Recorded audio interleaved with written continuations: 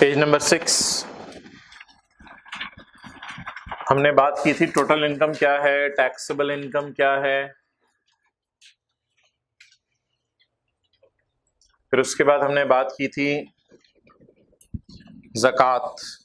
ज़कात के बारे में पढ़ा था। अगर ज़कात इस साल माइनस हो जाए वेल इन गुड, अगर ज़कात माइनस ना हो सके तो आपने माइनस अगले साल भी नहीं कर सकते और पिछले साल भी जाके माइनस नहीं कर सकते।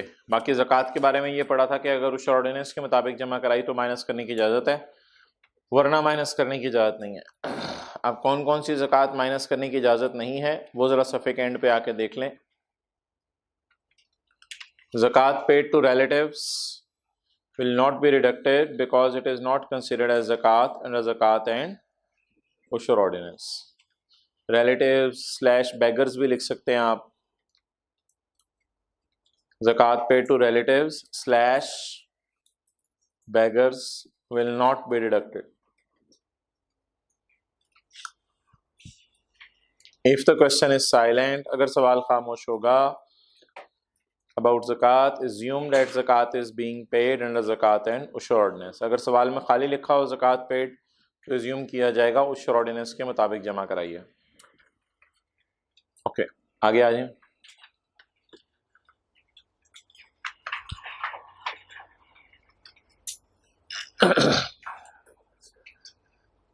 वर्कर वेलफेयर फंड और worker profit participation, worker participation fund total income से टैक्सेबल इनकम तक पहुंचते हुए ज़कात की तरह दो चीज़ें और भी माइनस करने की इजाज़त है।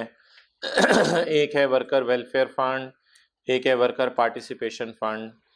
ये न्यूमेरिकली आपको आने का चांस नहीं है बिकॉज़ ये कंपनीज़ के लिए है और हमारे सिलेबस में इंडिविजुअल्स एओपीज़ के न्यूमेरिकल्स हैं, इसलिए सिर्फ थ्योरी की हद तक इसको पढ़ लेते हैं ताकि पता चल जाए टोटल इनकम में से क्या माइनस करने की इजाज़त है।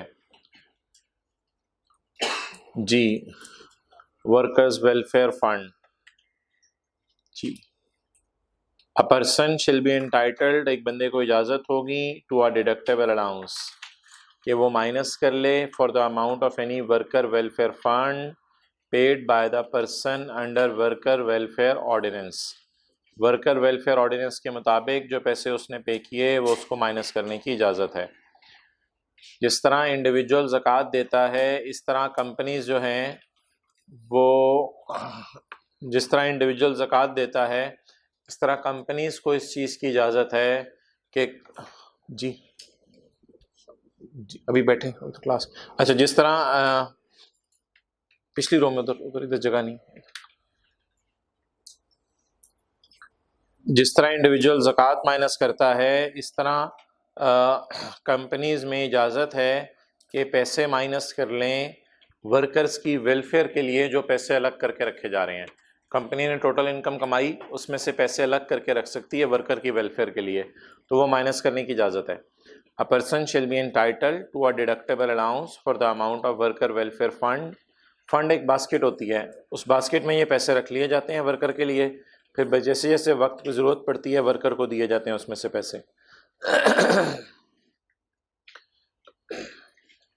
और ये सारा arrangement worker welfare fund ordinance के मुताबिक अप्रूव कराना ज़रूरी है।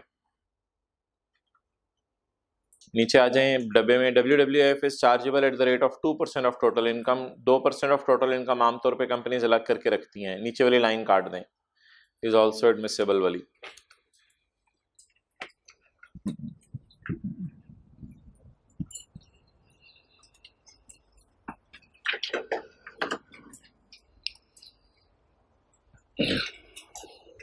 ओके, नेक्स्ट पढ़ लें।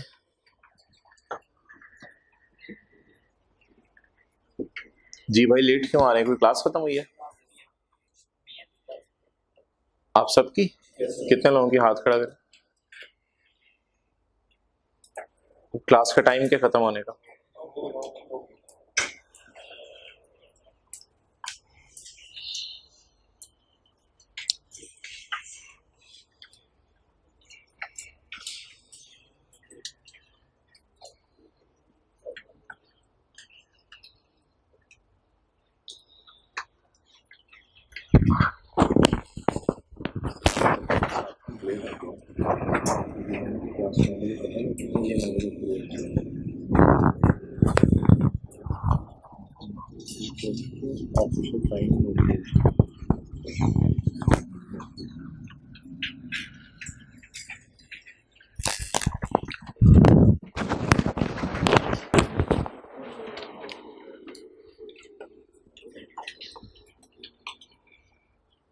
जी भाई, जो हजरात लेट आए हैं वो ज़रा आए पेज 6 के ऊपर।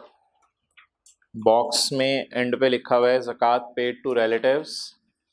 अगर आप रिश्तेदारों को ज़कात पे करेंगे तो माइनस करने की इजाज़त नहीं है। अब आ जाएं आप पेज नंबर 7 पे। पेज नंबर 7 पे हमने पढ़ा है टोटल इनकम में से टैक्सेबल इनकम तक पहुंचते हुए जैसे ज़कात माइनस करने की इजाज़त है, ऐसे ही कंपनीज अपने वर्कर्स की वेलफेयर के लिए पैसे अलग करके रखती हैं, वो भी माइनस करने की इजाज़त है। A person shall be entitled to a deductible allowance for the amount of any worker welfare fund paid by the person under worker welfare fund ordinance. Worker welfare के कानून के तहत जो पैसे अलग करके रखे गए वो माइनस करने की इजाज़त है। जी ब्लू शर्ट जगह बना दें एंड पे ज़रा माजरत हो जाए। भाई आप दोनों आगे आओ, आगे आओ अगली रो में। हाँ इधर बैठो। चले चले ब्लैक शर्ट आगे हो जाए। ओके जी भाई, आप क्यों लेट हो गए?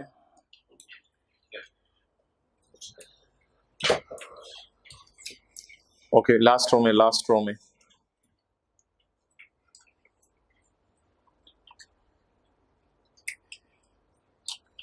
Okay next section 60B workers participation fund. Workers को कई दफ़ा ये ऑप्शन दी जाती है कि हम आपको प्रॉफिट में से कुछ हिस्सा दे देंगे। तो अगर वर्कर्स को प्रॉफिट में से कुछ हिस्सा दिया गया एम्प्लॉयज़ को तो वो भी बिजनेस के लिए एक्सपेंस है, लेकिन वो बिजनेस के एक्सपेंस के तौर पे माइनस करने की इजाज़त नहीं होगी, वो भी टोटल इनकम से टैक्सेबल इनकम तक पहुंचते हुए ज़कात की तरह माइनस करने की इजाज़त है। जिस तरह वर्कर वेलफेयर के लिए पैसे रखे जा सकते हैं, उनको प्रॉफिट बांटने की मद में भी पैसे रखे जा सकते हैं। अ पर्सन शेल बी एंटाइटल्ड, एक साहब को इजाज़त होगी टू अ डिडक्टेबल अलाउंस के वो माइनस कर लें amount of any worker participation fund, worker participation fund के पैसे paid by a person under worker profit participation act. ये एक कानून बना हुआ है जिसके तहत आप पैसे अलग करके रखते हैं। तो मैंने कहा ये 60A 60B न्यूमेरिकली टेस्ट होने का चांस नहीं है, बस थ्योरी की हद तक आपने याद करना है। तो टोटल इनकम से टैक्सेबल इनकम तक पहुंचते हुए तीन चीज़ें माइनस करने की इजाज़त है: ज़कात, worker welfare fund, worker profit participation fund.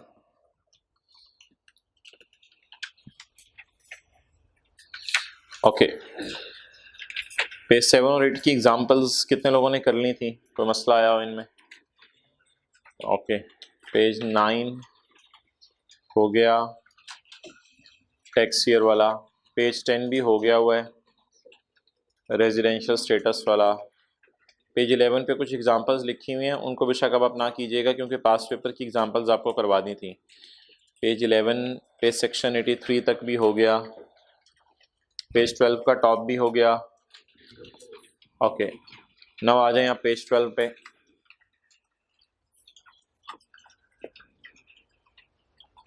Individuals, principle of taxation of individuals. Individuals पे टैक्स लगाने के असूल क्या हैं? Principle of taxation of individuals, individuals पे टैक्स लगाने के रूल्स क्या हैं? The taxable income of each individual shall be determined separately. Okay इस बात का मतलब क्या है? Taxable income of each individual shall be determined separately.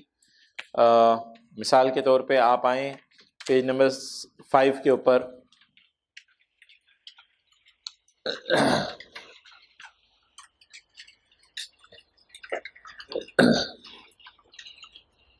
अच्छा जी, बाप कहते हैं मैं नौकरी कर रहा हूं और मैं नौकरी से 7 लाख कमा रहा हूं, तो बाप पे कौन सा सीरियल नंबर लगेगा? 2 2।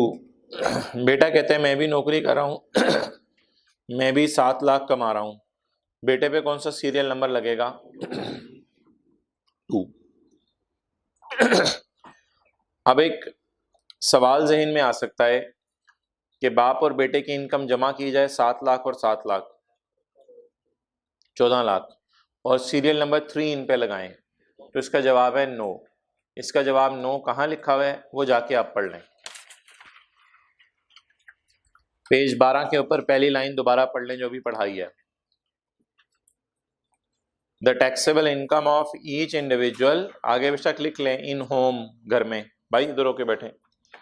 Taxable income of each individual in home shall be determined separately. Her individual ने बोले अलग अलग टैक्स देना।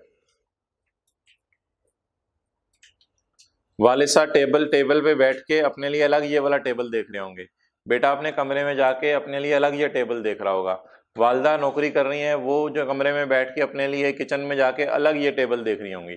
तो सारे बंदे सेपरेटली जो है वो अपने लिए रेट अप्लाई करेंगे, सारे इकट्ठे होकर नहीं जमा करेंगे मेरी इनकम कितनी है उस पर रेट कितना बनता है।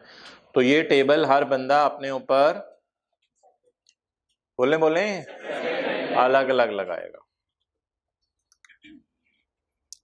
Okay, section 87 deceased individual. Okay,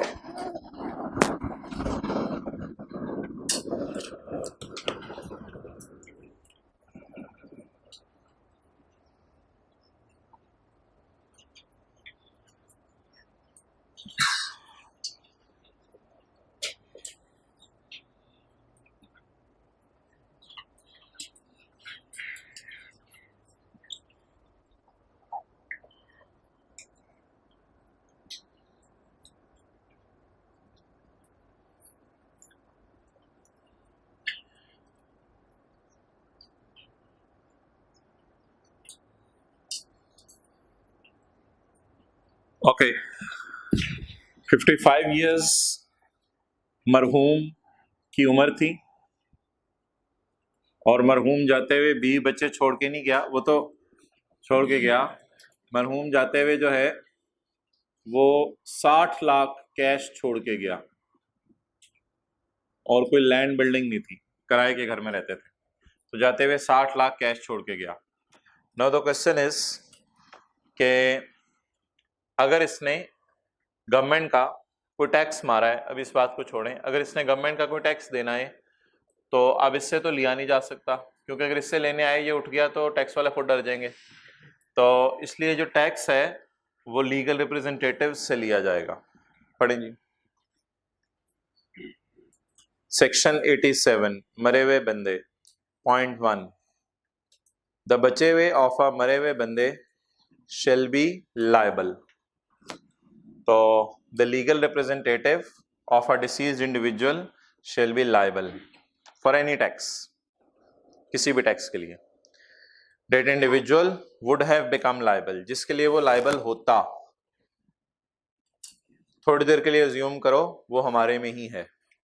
if he had not died, अगर वो ना मरता तो कितना टैक्स जमा कराता, ये अब जमा कराना उसकी जिम्मेदारी नहीं है, उसके वरसा की जिम्मेदारी है, क्योंकि पहली लाइन में लिखा है the legal representative shell be liable. The liability will be on the shoulders of legal representative. The legal representative shall be liable for any tax that individual would have become liable if he had not marta. And any tax payable in respect of the income of deceased estate, उसकी जायदाद। कई दफा ऐसे भी होता है कि मरने वाला मर जाता है और उसकी जायदाद तकसीम नहीं होती इतनी जल्दी। तो मिसाल के तौर पे महीना 2 उसकी जायदाद तकसीम नहीं हुई, लेकिन उसके कहीं घर है, उनसे किराया आ रहा है, उसकी कहीं दुकान है, उस पर पकौड़े बिक रहे हैं, उसका कहीं पेट्रोल पंप है, वहां सेल हो रही है, तो मरने के बाद भी उसकी जायदाद से जो इनकम कमाई जाएगी उस पर भी टैक्स जमा कराना रिप्रेजेंटेटिव्स की ही जिम्मेदारी होगी। तो पॉइंट ए में शायद ऐसे टैक्स की बात कर रहा हो जिसके लिए वो मरने से पहले लायबल था, और पॉइंट बी में शायद ऐसे टैक्स की बात कर रहा है कि मरने के बाद भी उसकी जायदाद से फायदा हासिल हो रहा है, उस पे भी उसे टैक्स देना पड़ेगा। The legal representative of a deceased individual shall be liable for any tax that individual would have become liable, जिसके लिए वो liable होता अगर वो ना मरता। And any tax payable in respect of the income of the deceased state, और उसकी जो इनकम है डिसीज्ड स्टेट की इनकम की मिसाल लिख सकते हैं आप। रेंट फ्रॉम हाउस, कोई उसने घर किराए पे दिया हुआ है, उससे रेंट आ रहा है, उसके मरने के बाद इस पे भी वो रसा नहीं टैक्स जमा कराना है।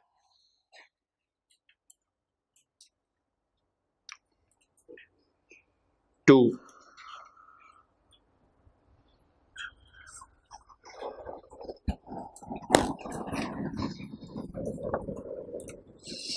ओके।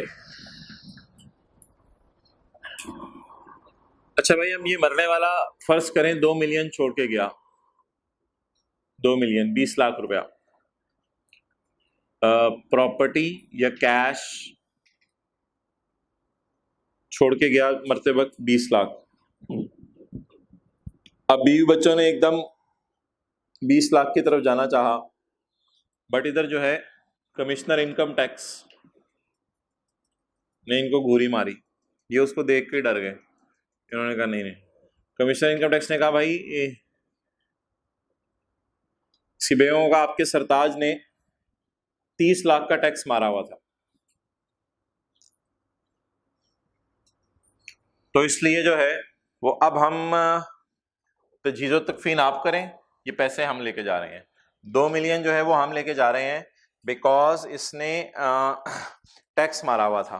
अब सवाल ये है कि मरने वाला छोड़ के गया 2 मिलियन और टैक्स मारा हुआ 3 मिलियन। बेगम ने बड़ा महंगा कड़ा पहना हुआ था। अब जो बेगम ने बड़ा महंगा कड़ा पहना हुआ था तो इसकी कीमत ही माशाल्लाह 1.5 लाख रुपया थी। तो अब सवाल ये राइज हुआ कि मरने वाला 2 लाख छोड़ के गया और मरने वाला जिनको छोड़ के गया उनके पास भी 1.5 लाख की चीजें हैं। तो सवाल ये है कि क्या इस 2 मिलियन में बाकी 1 लाख अभी टैक्स वालों ने और लेना है? क्या कमिश्नर कह सकता है कि वुरसा अपने जाती एसेट्स भी उसको दे? तो इसका जवाब है नो। अब इसको इजाजत नहीं है इस बात की। तो सिर्फ मरने वाले के एसेट्स से ही टैक्स रिकवर हो सकता है, वुरसा के जाती एसेट्स को नहीं छेड़ा जाएगा। द लायबिलिटी ऑफ वुरसा शैल बी लिमिटेड। देखे ना, वो लिमिट्स क्रॉस कर रहा था, लिमिट्स क्रॉस करके कह रहा था इनके भी जाती एसेट्स हमने बेचने हैं। लॉ मेकर ने कहा नहीं, इसकी इजाजत नहीं है। The liability of representative shall be limited to the extent of deceased estate. Deceased की जो जायदाद है बस वहीं तक इससे रिकवरी हो सकती है, उससे ज्यादा रिकवरी नहीं हो सकती। तो वुरसा के जाती एसेट नहीं बेचे जा सकते। मिस्टर उमर लिखा हुआ सब कुछ। Mister Umar is appointed as a representative of his dad, खुद चले गए 2 महीने पहले। The value of the assets left by dad at the time of जाना amounted to 2 million. वाले साहब जाते हुए 2 मिलियन छोड़ के गए। ताहम as per the commissioner the tax payable was 3 million. Tax उसने जमा कराना है 3 million. How much amount Mr. Umar is required to pay? तो उमर जो वारिस है वो कितने पैसे देगा? वो सिर्फ 2 मिलियन देगा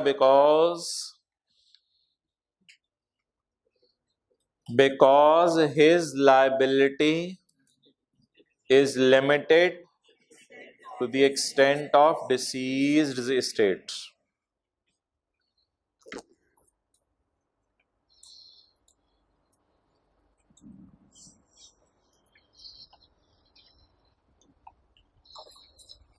Okay.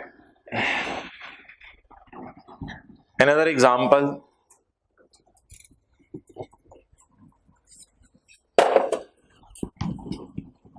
Duster किधर है? Another example is कि मरने वाला जो है वो कैश छोड़ के गया ₹5 मिलियन।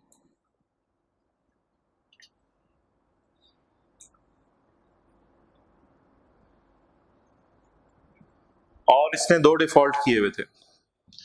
एक डिफॉल्ट इसने किया हुआ था टैक्स, 4 मिलियन का जमा नहीं कराया था। दूसरा डिफॉल्ट इसने किया हुआ था बैंक लोन लिया हुआ था, मे बी एमसीबी बैंक से, और टैक्स जमा कराना था एफबीआर को। तो मरने वाले ने टैक्स जमा कराना था एफबीआर को 4 मिलियन और बैंक लोन वापस करना था 2 मिलियन। इन लाइबिलिटीज को पे ना कर सका, इसी गम में घुल घुल के मर गया। जाते हुए जायदाद छोड़ के गया 5 मिलियन। अब सवाल ये है कि मांगने वाले टोटल मांग रहे हैं 6 मिलियन और इसके पास पड़ा है 5 मिलियन। तो ऐसी सूरत में क्या किया जाएगा? तो इस सूरत में इनकम टैक्स लॉ में लिखा है पहले हमें फारिग कर दो 4 दे के, बाद में कुछ बचा तो बैंक लोन वापस कर देना, हमें बैंक से कोई कंसर्न नहीं, पहले हमारे पैसे दो। तो प्रोपोर्शनेट नहीं होगा 5 दोनों में तकसीम, पहले इनको 4 दे दिया जाएगा, अगर कुछ बचा तो फिर इनको हिस्सा मिलेगा।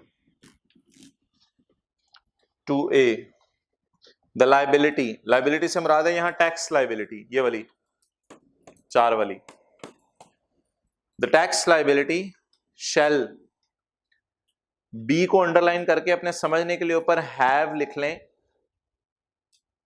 लेकिन पेपर में बी ही लिखना है। The tax liability shall have the first, charge का मतलब अपने समझने के लिए हक लिख लें, हे हलवे वाला, काफ कैंची वाला। The tax liability shall have the first हक on the deceased estate। अब पढ़े बात समझ आएगी। The tax liability shall have the first हक on the, पहला हक किसका होगा? टैक्स लाइबिलिटी का। बाकी अगर कोई लाइबिलिटी जिसकी हैं तो वो फिर बाद में देखी जाएगी। Mr. Umar is appointed as a representative of his deceased uncle, चाचू। The value of the assets left by his chachu at the time of Jana was 5 million. As per the Commissioner income tax payable was 4 million. A bank loan of 2 million. How Mr. Umar should discharge the liability? He will make the payment of 4 million to, as tax liability is the remaining 1 million will be paid to one.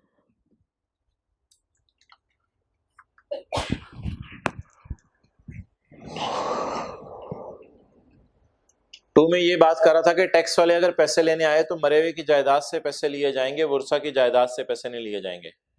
2A में ये बात कर रहा था अगर tax वाले और कोई और पैसे लेने आ गए तो फिर पहले टैक्स वालों को पैसे दिए जाएंगे।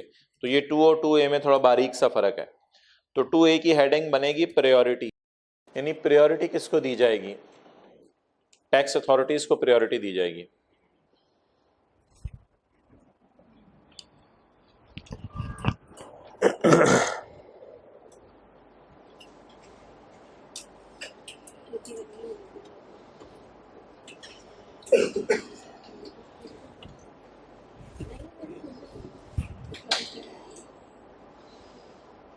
Okay, point 3। अब एक सवाल अराइज होगा, आपने डब्बे वाला याद नहीं करना होता, इसके अलावा वाला याद करना होता है।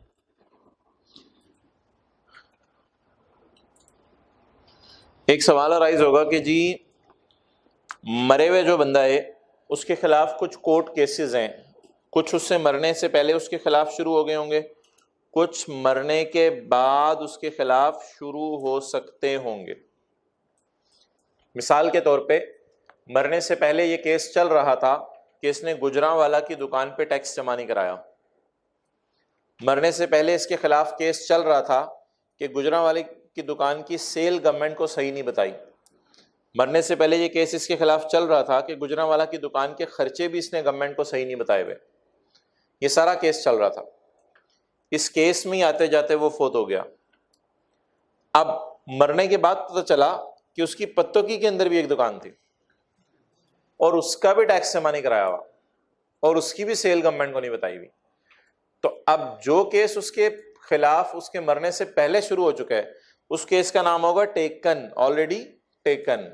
और जो पेंडिंग भी कह सकते हैं, पहले से पेंडिंग है। और जो उसके मरने के बाद उसके खिलाफ शुरू हो सकेगा उसे कहेंगे which could have been taken, जो शुरू हो सकता था लेकिन शुरू इसलिए नहीं हो सकता था कि गवर्नमेंट को पता ही नहीं था कि क्या गेम डाल के गया वो मरने वाला। तो अगर मरने वाला जो है उसके मरने के बाद भी उसके बारे में कुछ पता चले तो अब केस वर्सा के खिलाफ चलाया जाएगा। तो जो पुराने केस उसके खिलाफ चल रहे हैं वो भी वर्सा के खिलाफ चलाए जाएंगे, और जो उसके खिलाफ केस चल सकते थे लेकिन पता नहीं थे और अब चलाए जा सकते हैं वो भी वर्सा के खिलाफ चलाए जाएंगे। 3. For the purpose of this ordinance, point A की हेडिंग होगी पेंडिंग और बी की हेडिंग होगी अराइजिंग।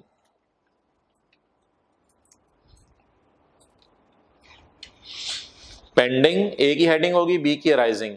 पेंडिंग शुरू हो चुके थे और अराइजिंग शुरू हो सकते थे लेकिन शुरू उस वक्त नहीं हो सके थे कि पता ही नहीं चला था मैं।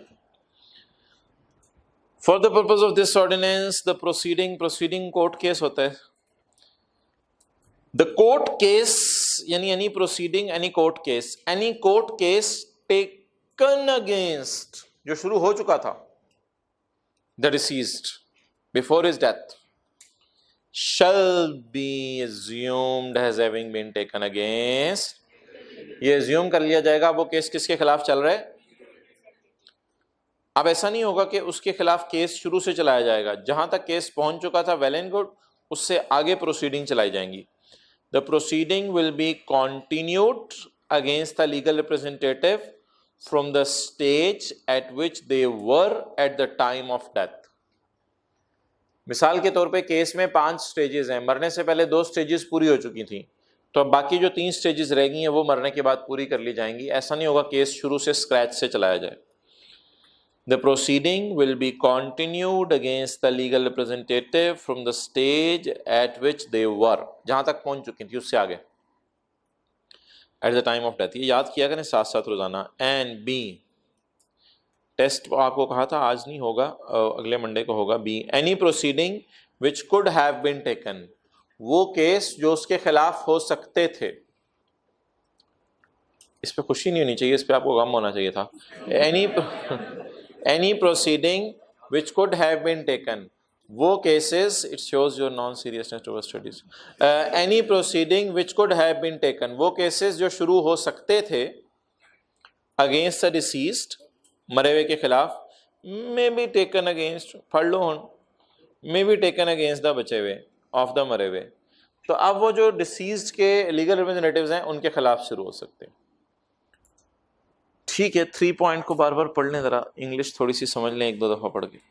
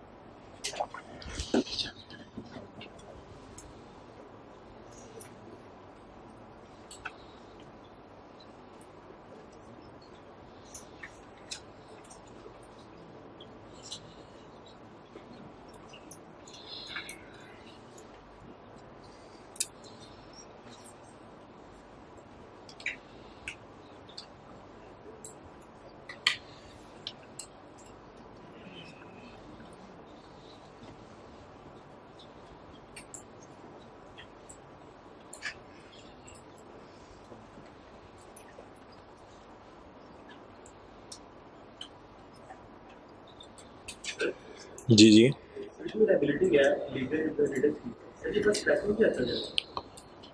हाँ पैसे हैं, या पैसे ही देने होते हैं एफपीआर को, और क्या देना होता है। एफबीआर को प्रॉपर्टी तो नहीं देनी होती ना, एफबीआर को देना तो टैक्स ही है ना, कैश देना है। उसकी कोई प्रॉपर्टी होगी तो प्रॉपर्टी बेच के फिर एफबीआर को कैश देना पड़ेगा।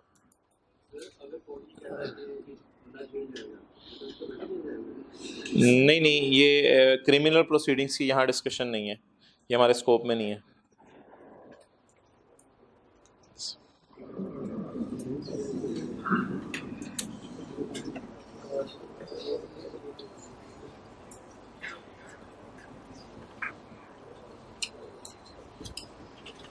Okay, next.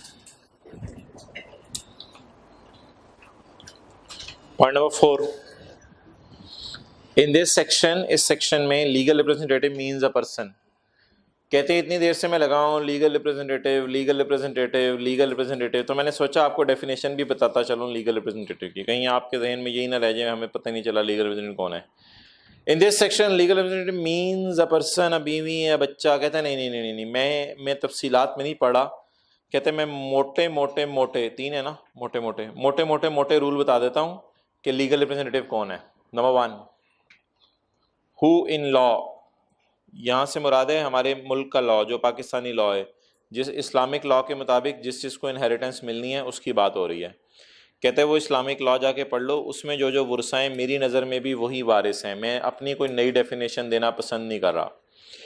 In this section, legal representative means a person who in Islamic law represent the state of a deceased person. तो कहता है I am not going to give you an exhaustive list of legal representatives. Number 2, who intermeddles with the estate of deceased. जो intermeddle करे मरे हुए की जायदाद से. Okay.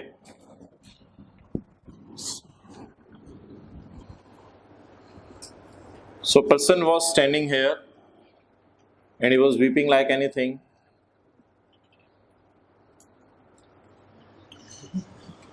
So the guy is asked, uncle, who are you? I'm not weeping so much. You're weeping so much. So who are you? He said, he is my brother. इन्होंने कहा, अब्बू ने तो कहा था मेरे को भाई नहीं है, तो हाउ यू आर सेइंग? कहते बस वो हम बिछड़ गए थे बचपन में, जुड़वा भाई थे, बिछड़ गए थे, तो अब चारपाई मैं उठाऊंगा, हटो हटो तुम लोग, चारपाई मैं उठाऊंगा, मुद्दे को मैं दफन करूंगा, ये मैं करूंगा, पैसे भी मैं लूंगा, टेंशन ना लेना तुम लोग। तो लॉ मेकर कहते हैं ये बेजा मदाखलत कर रहा है। इंटरमीडियट्स का मतलब है बेजा मदाखलत, तो इसको भी फिर लीगल रिप्रेजेंटेटिव कहते हो। ठीक है, पैसे भी तू ले, आप जमा भी तू ही करा FBR आके। हु इंटरमेडल्स टेक्स पंगा या बेजा मदाखलत विद द जायदाद ऑफ मरावा।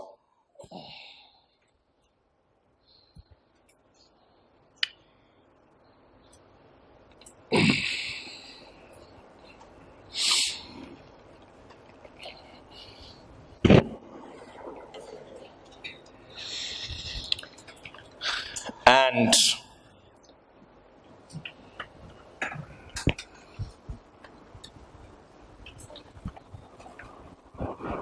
okay,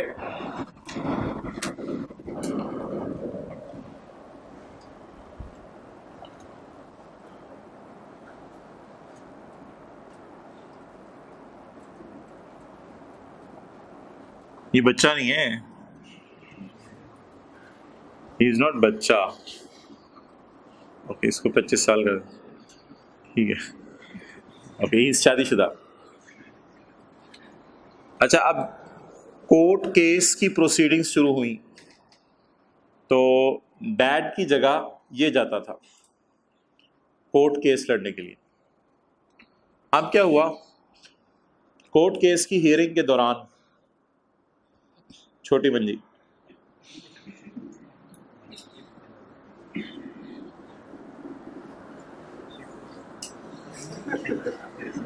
ये भी फौत हो गया,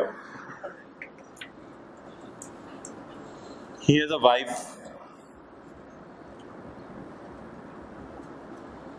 तो अब ये भी लीगल रिप्रेजेंटेटिव बन जाएगी इसकी, ये भी लीगल रिप्रेजेंटेटिव बन जाएगी। तो अगर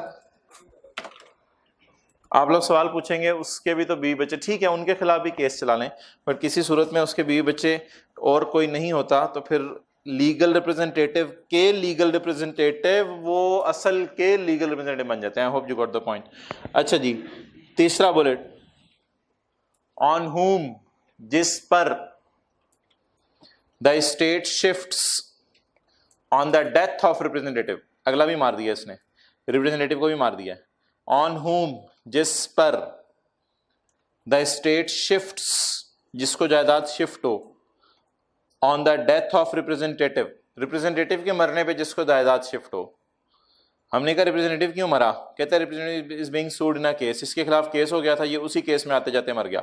if the representative is being sued in a case, अगर रिप्रेजेंटेटिव के खिलाफ केस चल पड़ा और रिप्रेजेंटेटिव भी अल्लाह को प्यारा हो गया, बहरहाल ये तो कब्र में जाके पता चलेगा अल्लाह को प्यारा हुआ या नहीं हुआ, या फरिश्ते इंतजार कर रहे थे टुकाई के लिए। ओके, ऑन होम द, बहरहाल हम तो नेक ही गुमान करते हैं, इसलिए जब मरते हैं तो लोग कहते हैं अल्लाह को प्यारा हो गया।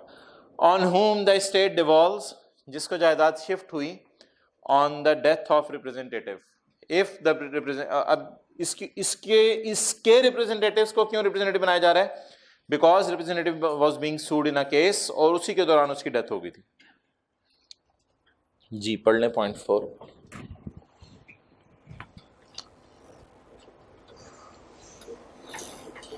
नाउ बीवी विल बी रिप्रेजेंटेटिव ऑफ सुसर। हाँ वो तो मैंने कहा है ना, वो तो होंगे, लेकिन कुछ केसेस के अंदर वो नहीं होते, तो फिर इसलिए लॉ मेकर ने उसको कवर किया रिस्क को।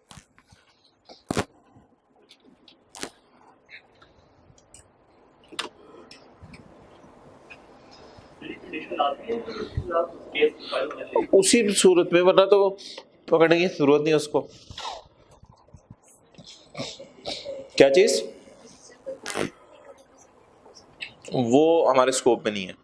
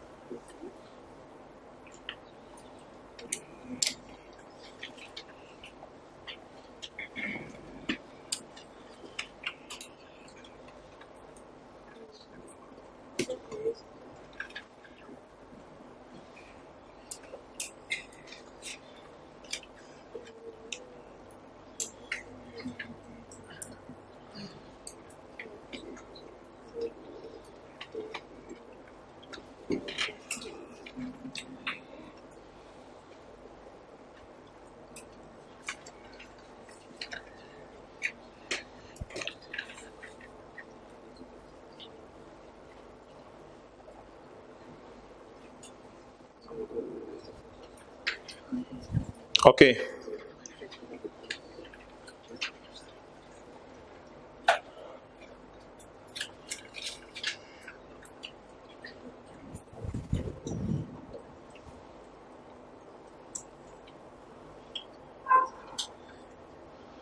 चलें जी, सेक्शन 89 ऑथर्स। देखें साथ वाला लग रहा है ऑथर।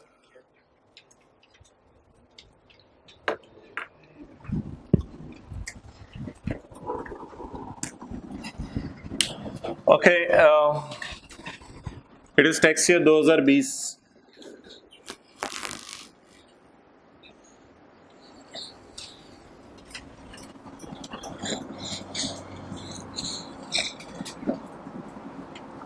एक बंदे ने यहां किताब लिखनी शुरू की, 5-6 साल लगे, और यहां किताब लिखनी खत्म हो गई। किताब बिकी, बिक के इसको पैसे आए रॉयल्टी 36 लाख।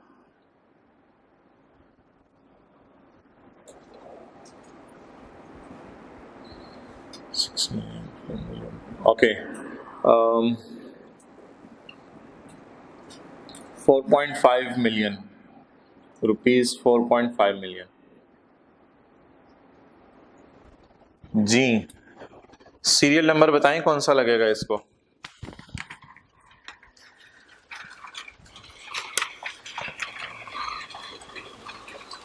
पेज 4, सैलरी नहीं कमा रहा, पेज 4 पे आए, serial number 7, serial number 7। 4 million से ज्यादा है रॉयल्टी इनकम किताब लिखने की, और 6 मिलियन से, अब 4 मिलियन से ज्यादा है, 6 मिलियन से कम है, तो कितनी बनी 4.5 मिलियन। तो इसके ऊपर रेट क्या है 30%। अब ये 30% रेट देख के चीखा कि 30% तो गवर्नमेंट ले जाएगी, तो मेरे पास कितना बचेगा, ये परेशान हुआ। ऑप्शन 1 ये है, कि आप 4.5 मिलियन पे इसी साल टैक्स दे दें, लेकिन लॉ मेकर कहता है कि अगर आप मुझे साबित कर देते हो कि किताब लिखने में 24 महीने से ज्यादा लगे हैं तो फिर मैं आपको बेनिफिट देने को तैयार हूं। मैंने आपको बताया इसको 5 साल लगे हैं किताब लिखने पे, अगर तुम मुझे साबित कर देते हो कि मुझे 24 महीने से ज्यादा लगे हैं किताब लिखने पे तो फिर मैं आपको बेनिफिट देता हूं कि आप रुपीज 4.5 मिलियन को स्लैब में जाके मत देखो, बल्कि आप पिछले 2 सालों की कैलकुलेशन रिवाइज करो, पिछले 2 सालों की, और स्प्लिट कर दो इसको 3 सालों में। 4.5 डिवाइड बाय 3 1.5। एज्यूम करो 2018 में, ये कहते हैं मैंने किताब तो 13-14 में लिखनी शुरू कर दी थी, उससे कोई फर्क नहीं पड़ता, 13-14 में छोड़ो, किताब कब लिखनी शुरू की ये हमारा तुमसे सवाल नहीं है, बस 24 महीने से ज्यादा में किताब लिखी, कहता नहीं 5-6 साल में किताब लिखी, बस ठीक है। जो बंदा किताब लिखने में 24 महीने से ज्यादा लगा दे, ये 24 महीने अलग बात है और ये 3 साल अलग चीज है। जो बंदा किताब लिखने में 24 महीने से ज्यादा लगा दे उसको इजाजत है कि चाहे तो इस साल का टैक्स 4.5 पे ना दे, बल्कि यहां खड़े होके कहे मैंने इस साल 1.5 कमाया था, इस साल 1.5 कमाया था, इस साल भी 1.5 कमाया था। अब इसको फायदा ये होगा कि इसकी ये सीरियल नंबर कम हो जाएगा। पेज नंबर 4 पे आए। अब सीरियल नंबर इसका कौन सा लगेगा? 4। उस पे रेट क्या है? 15%। तो it is the benefit available to him, ये इसको बेनिफिट अवेलेबल है if he wants to avail it, अगर वो इसको अवेल करना चाहता है। बल्कि ऐसा करते हैं कि इसको नोट करने से पहले किताब वाली एग्जाम्पल ही ले लेते हैं ताकि समझना आसान हो जाए। तो ये एग्जाम्पल मैंने आपको करवाई है। 6 मिलियन इसको मिला, ऑप्शन 1 क्या है? 6 मिलियन पे टैक्स दे दें। ऑप्शन 2 क्या है? हर साल किस किस पे टैक्स दे? 2-2 मिलियन पे। बताएं बेनिफिशियल क्या है? 2 मिलियन पे। तो ऑप्शन 1 की तरफ अब ये नहीं जाएगा, ऑप्शन 2 की तरफ जाएगा। देखें, एक साल ही अगर 6 मिलियन पे टैक्स दे वो तो रेट ही हाई लगता है, लेकिन अगर हर साल बोले 2-2 मिलियन पे टैक्स दे तो फिर हाई रेट लगेगा या लो रेट लगेगा? लो रेट लगेगा। क्लियर? 2020 में या आप 2014 में कर लें। अब टैक्स 2014 में देगा, टैक्स 2014 में देगा, लेकिन तीनों सालों का रिवाइज टैक्स देगा। 12 और 13 की कैलकुलेशन रिवाइज करके जमा कराएगा और 14 की कैलकुलेशन तो पहली दफा जमा कराएगा। तो इससे कोई फर्क नहीं पड़ता कि पैसे उसको 14 में मिले। लॉ मेकर बेनिफिट दे रहे कि ज्यूम कर लो तुम्हें 12-13 में भी यही पैसे मिले थे, लेकिन अब स्प्लिट करके। Okay,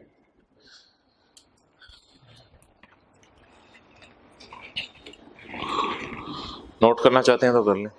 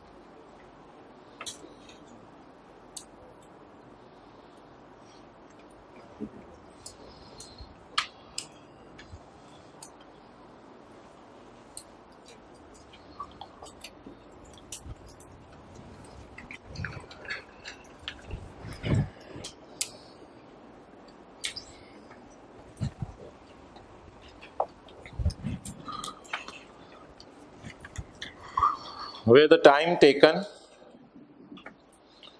by an author of a literary or artistic work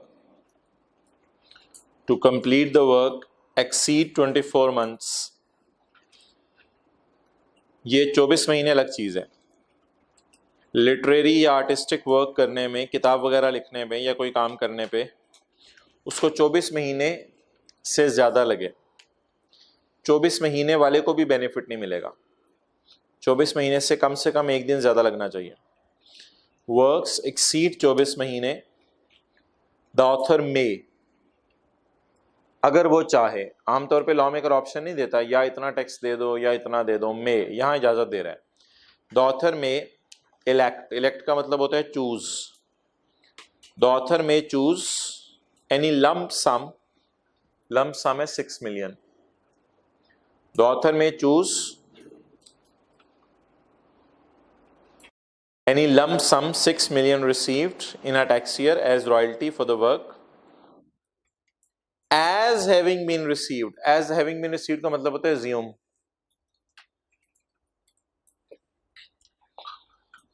assume, it is received, assume received in that tax year, उस साल को शामिल करना है, इसलिए मैंने 2 million यहां भी लिखा है, in that tax year and पिछले 2 साल, प्रीसीडिंग, फ्यूचर नहीं, एंड प्रीसीडिंग 2 years। हमने कहा कैसे, कहते हैं इन इक्वल प्रोपोर्शन, 6 को डिवाइड करो 3 से, इक्वल प्रोपोर्शन, तो 2 2 2। चलें जी पढ़ लें एक 2 दफा।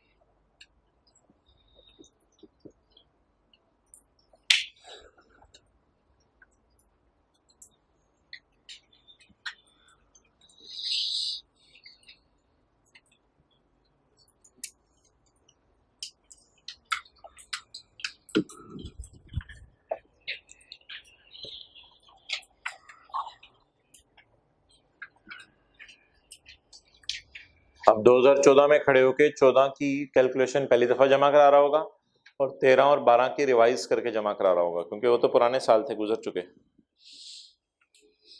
With the time taken by an author of a literary or artistic work to complete the work exceeds 24 महीने, the author may choose the lump sum amount in a tax year as royalty for the work, assume it is received in that year and the preceding 2 tax years in equal proportion। Okay, minor child, साथ वाले की तरफ देखें। Section 91, income from business of a छोटा सा Munna is taxable in छोटे छोटे हाथ, नो, इन हैंड्स ऑफ वालिदैन who has highest taxable income। पहले जरा अगले सफे पे आके ऐसे ही आप साथ वाले को देख रहे थे, डेफिनेशन पढ़े बगैर, डेफिनेशन पढ़ के आप डिसाइड करें साथ वाले की तरफ देख के। छोटा सा बच्चा इज अ बच्चा अंडर द उम्र of 18 at the end of tax year. साल के आखिरी दिन भी 18 साल का नहीं हुआ, साल का आखिरी दिन आ गया, फिर हिम्मत मारी उसने, फिर भी 18 साल का नहीं हुआ, तो इसका मतलब है ये क्या है, माइनर चाइल्ड। ओके,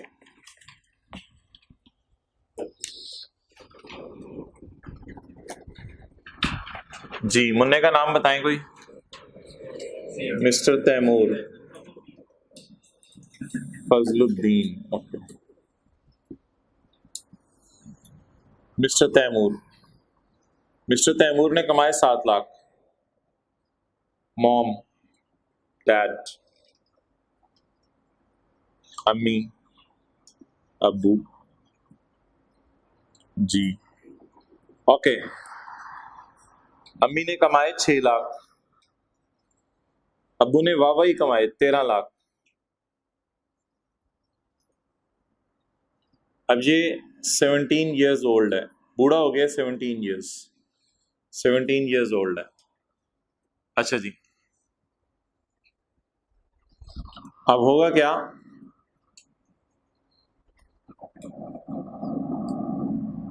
ये मॉम है, ये डैड है। Who is highest? Highest in respect of what? Taxable income. So he is highest taxable income. अब मॉम जब पेज 4-5 जाके खोल के देखेंगी वो सिर्फ 6 लाख पे टैक्स देंगी, और डैड की टैक्सेबल इनकम 13 + 7 20 लाख होगी। ओके जी, नोट कर लो। तो माइनर चाइल्ड अपनी इनकम पे खुद टैक्स नहीं देगा, बल्कि देखा जाएगा मॉम डैड में से जिसकी हाईएस्ट इनकम है उसकी इनकम में उनकी इनकम में ऐड करके फिर बच्चे की इनकम पे टैक्स दिया जाएगा। हाँ, लेकिन जब तक माइनर है तब तक वो कहते हैं नहीं। क्या चीज? तो फिर डैड की हाईएस्ट है, जाहिर बात है, फिर 6 की जगह 0 लिख लो। क्या चीज? दोनों की ना हो तो फिर दो जीरो हैं, 2 जीरो में से हाईएस्ट कोई 1 0 कोई भी अपनी इनकम में ऐड कर ले। जीव जीव बातें करते हैं, ऐसी चीजें सोचते हैं।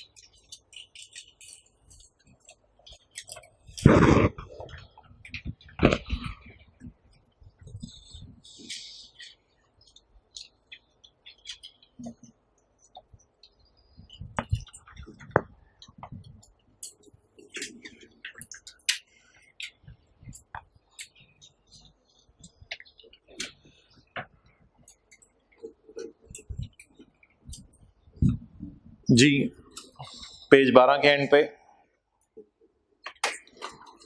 above provision will not apply if business is acquired through inheritance। इस बात का मतलब लिख लें, above provision will not apply का मतलब क्या बनेगा, लिखें if business is acquired in inheritance, if business is acquired in inheritance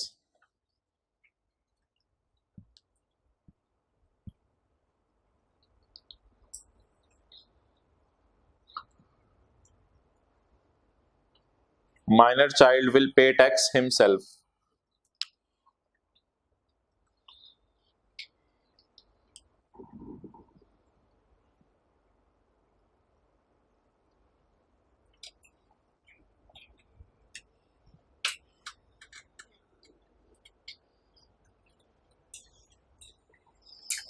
If business is acquired in inheritance, तो minor child will pay, तो माइनर चाइल्ड क्या करेगा, टैक्स खुद पे करेगा। ये बात साथ वाले को समझाएं जरा।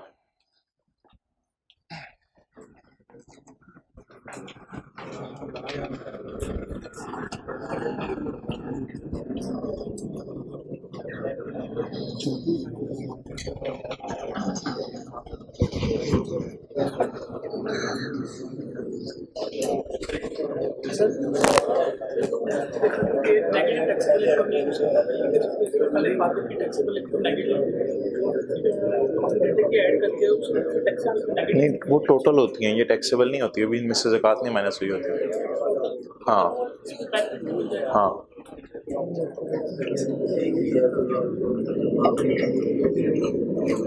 भाई, अगर इनहेरिटेंस में बिजनेस मिला होता तो कैसे सॉल्व करते फिर? मॉम की 6, डैड की 13, माइनर की 7, फिर तीनों का अलग अलग करते। अबव प्रोविजन विल, क्या लिखा हुआ है अबव प्रोविजन शेल या will not apply if the business is acquired through inheritance. तो अगर इनहेरिटेंस में मिला होता तो फिर तीनों अलग अलग करते, और अगर इनहेरिटेंस के अलावा है तो ये है।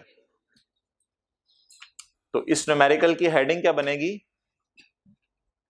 एक्वायर्ड थ्रू इनहेरिटेंस, नहीं, एक्वायर्ड अदर देन इनहेरिटेंस।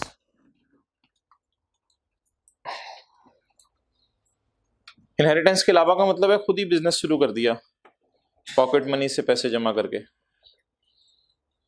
इस न्यूमेरिकल की हेडिंग बनेगी एक्वायर्ड अदर देन इनहेरिटेंस। और अगर इनहेरिटेंस में मिलता तो कैसे सॉल्व होता बोले? तीनों का अलग अलग। क्लियर? क्या चीज? हाँ हाँ, बिजनेस ये तो वो तो अलग अलग लगेगा ना, ये रूल सिर्फ बिजनेस के लिए है, वो तो सैलरी से नहीं है, सैलरी के लिए अलग देगा, खुद ही देगा।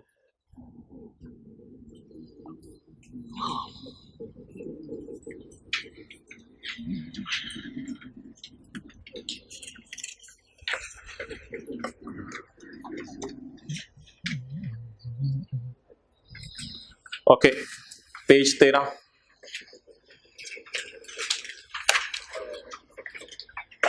पेज 13 पे एक सेक्शन है 66, ये तो बाद में करेंगे। सेक्शन 67 है इस सफ़े पे, और अगले सफ़े पे इसको एक्सप्लेन करने के लिए एक रूल है। अब इस वक्त हम अगर ये शुरू करें तो बीच में रह जाएगा, इसलिए सेक्शन 68 पढ़ के ख़त्म करते हैं class. Fair market value,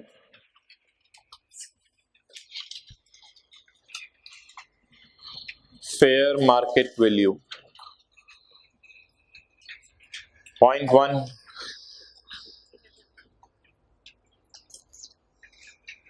the fair market value of property, of rent, of asset, of service, of benefit, of perquisite at a particular time shall be the price which will ordinarily be received, fetch receive होता which will ordinarily आमतौर पे which will आमतौर पे be received on sale or supply in open market। तो fair value किस किस चीज की लग सकती है? प्रॉपर्टी की भी फेयर वैल्यू होती है, जो लोग रूम रेंट पे ढूंढते हैं वो 2-3 कमरे जाके देखते हैं, रेंट की भी फेयर वैल्यू होती है, एसेट की भी फेयर वैल्यू होती है। डॉक्टर सर्विसेज दे रहा है, लॉयर सर्विसेज दे रहा है, 2-3 डॉक्टरों के पास देखते हैं आप कितनी फीस ले रहे हैं, सर्विस की भी फेयर वैल्यू हो रही है। कोई बंदा आपको कोई भी बेनिफिट दे रहा है, उसकी भी फेयर वैल्यू होती है। परक्विजिट भी बेनिफिट का ही दूसरा नाम है। परक्विजिट सैलरी के चैप्टर में हम डिटेल से पढ़ेंगे इनकी मिसालें। तो fair market value of property, fair market value of rent, asset, service at a particular time shall be the price which will आमतौर पे बी रिसीव्ड ऑन बेचना in the open market. Open market में जाके बेच के जो पैसे आए, it is called as fair market value at that time, उस वक्त जब आप जाके इसको बेचें। Aamir purchased a computer for 70,000 and sold it to Anjum when the WDV was 40 and its fair value was 42। अच्छा भाई, चंद साल पहले आमिर ने खरीदा कितने का था? जिस वक्त बेचा उस वक्त cost minus accumulated depreciation WDV कितनी थी, लेकिन बाजार में कितने का था? 42 का। अब बताएं what is the fair value इस सारे डाटे में? 70 को क्यों नहीं ले सकते? वो हिस्टोरिकल कॉस्ट है। 40 को क्यों नहीं ले सकते? ये कॉस्ट माइनस डेप्रिसिएशन है, ना कि इसकी मार्केट की वैल्यू। 42 को क्यों लेंगे? ये ओपन मार्केट प्राइस है। ओके, पॉइंट 2,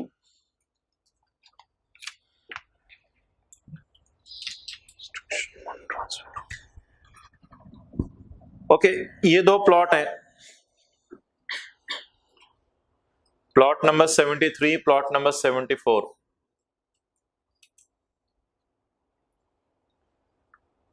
इस प्लॉट पे नो रिस्ट्रिक्शन, कोई रिस्ट्रिक्शन नहीं है। इस प्लॉट पे रिस्ट्रिक्शन है। इसकी प्राइस 50 लाख है। इसकी प्राइस रिस्ट्रिक्शन की वजह से 22 लाख है। गवर्नमेंट ने रिस्ट्रिक्शन लगाई हुई है कि इस प्लॉट पे जरा एहतियात रखना, ये ओपन प्लॉट है, ये भी ओपन प्लॉट है, सोसाइटी एक ही है, आमने सामने प्लॉट है। तो गवर्नमेंट ने कहा इस प्लॉट पे कभी भी हम यहाँ सड़क निकाल सकते हैं। तो भी जरा मसला चल रहा है, पता नहीं क्या बनेगा इसका। इस पे रिस्ट्रिक्शन गवर्नमेंट ने लगाई हुई है। तो जाहिर बात है अगर चीज पे रिस्ट्रिक्शन लगी तो चीज की कीमत गिर जाएगी, चीज की कीमत कम हो जाएगी, लोग डरेंगे इसको खरीदते हुए। इसको 50 लाख का खरीदने को लोग तैयार है, इसको 22 का। अब लॉ मेकर कह रहे हैं कि टैक्स लॉ की नजर में ये बात भूल जाओ कि रिस्ट्रिक्शन है और एज्यूम करो कि इसकी फेयर वैल्यू भी 50 लाख है। जस्ट टैक्स लॉ की नजर में। मार्केट में प्रॉपर्टी डीलर की दुकान पे अगर आप जाएंगे तो ये प्लॉट इन एनी केस आपको सस्ता मिलेगा, क्योंकि इसके अंदर एक मसला है। तो लॉ मेकर कह रहा है फॉर कैलकुलेटिंग टैक्स, अगर कभी टैक्स लगाना पड़ा तो मैं ज्यूम करूंगा कि इस प्लॉट पे कोई रिस्ट्रिक्शन नहीं है। तो प्राइस 20 की बजाय इसकी भी 50 ही ली जाएगी। हकीकत में उसकी प्राइस 22 है, सॉरी 22 की बजाय 50 ही ली जाएगी। Point 2, the fair market value, पहले 1 मिनट पढ़ लें। The fair market value shall be determine considering any restriction on transfer. अगर लिखा होता कंसिडरिंग तो फिर तो इसकी प्राइस कितनी होती? अभी कंसिडरिंग लिखा हुआ है या इग्नोरिंग लिखा हुआ है? कहते इग्नोर कर दो, कोई रिस्ट्रिक्शन है। अगर थोड़ी देर के लिए इग्नोर करें तो फिर प्राइस क्या बनी? 50 लाख। नोट करने कर लें।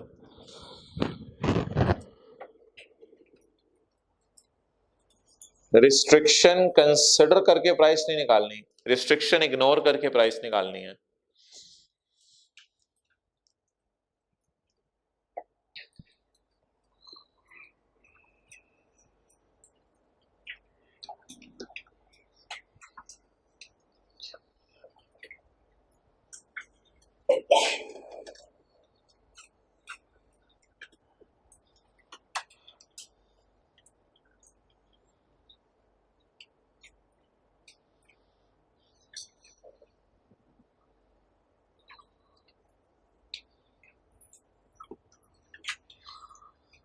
The fair market value shall be determined ignoring any restriction on transfer.